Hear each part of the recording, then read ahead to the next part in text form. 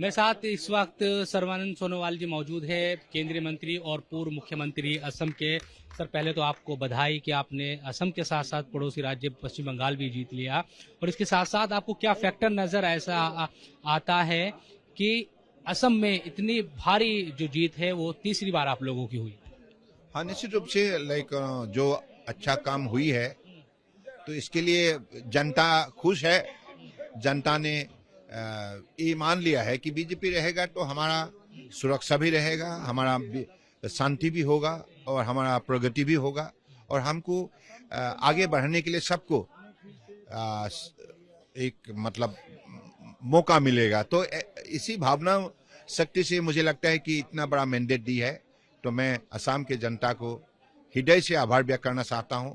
और हमारे परम आदरणीय नेता प्रधानमंत्री नरेंद्र मोदी जी ने जिस हिसाब से सारा देश में इस 5 प्रदेश की चुनाव को जिस हिसाब से नेतृत्व दी है, इसके वजह से आज देशवासी को भी ये बात पसंद हुई है, क्योंकि परम आदरणीय प्रधानमंत्री जी ने थ्रू एग्जाम्पल उदाहरण उन्होंने खड़ा की है कैसी देश सेवा करना चाहिए, देश में विकास की धारा उसको ये करना चाहिए, आगे बढ़ाना चाहिए।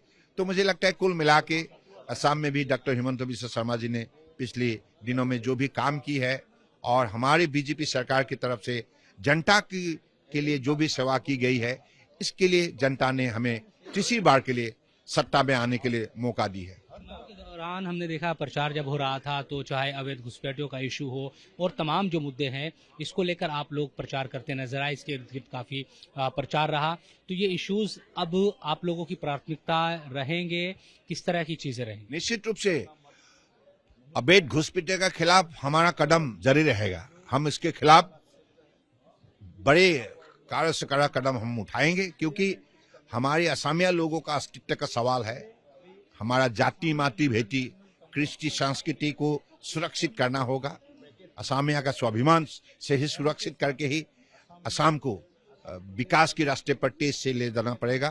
तो इसी लक्ष्य को सामने रख के ही अगले दिनों में बीजेपी सरकार काम करेगा। सर, कांग्रेस की हालत बड़ी खराब हुई है। गौरव गोगोई भी चुनाव हार गए हैं, उनके वो भी पीछे थे कुछ देर पहले तक, और काफी जो लीड है आपके जो कैंडिडेट है उनकी। इसी तरह से एआईयूडीएफ कुल 2 सीटों पर वो आगे चल रही थी, हालांकि बदरुद्दीन अजमल एक सीट पर वो अपनी बचाते हुए नजर आ रहे हैं।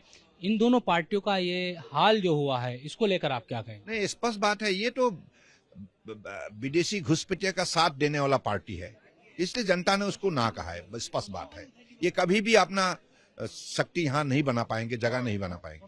पश्चिम बंगाल की जीत पर एक आखिरी सवाल कि पूरा बीजेपी हर तरफ, अब ये कहा जा रहा है कि गंगोत्री से गंगा सागर तक बीजेपी है। निश्चित रूप से, और परम आदरणीय प्रधानमंत्री जी के नेतृत्व को आज स्वीकार किया है और सब लोगों ने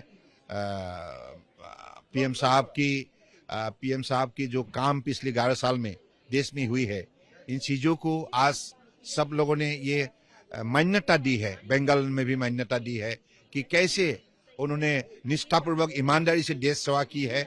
और बंगाल को भी आगे बढ़ाने के लिए अब बीजेपी दिन रात मेहनत करेगा। और क्योंकि टीएमसी ने बंगाल की जनता को नाइंसाफी की है, बहुत अन्याय किया है, तो इसे आज उनको निकालने के लिए हमारे जो बीजेपी सरकार काम करेगा मोदी जी के नेतृत्व में, और कम दिनों के अंदर ही वेस्ट बंगाल को देश के अंदर एक बड़े शक्तिशाली प्रदेश के हिसाब से खड़ा की जाएगी। बहुत बहुत धन्यवाद बात करने के लिए। तो सर्बानंद सोनोवाल जी जो कह रहे थे कि अवैध घुसपैठियों का जो इश्यू है और दूसरे जो मुद्दे हैं जिनको लेकर चुनाव लड़ा गया है, उन्हीं को लेकर आगे बढ़ा जाएगा और विकास किया जाएगा। कैमरा पर्सन परवीन के साथ इंडिया टीवी के लिए गुवाहाटी से मैं शोएब रजा।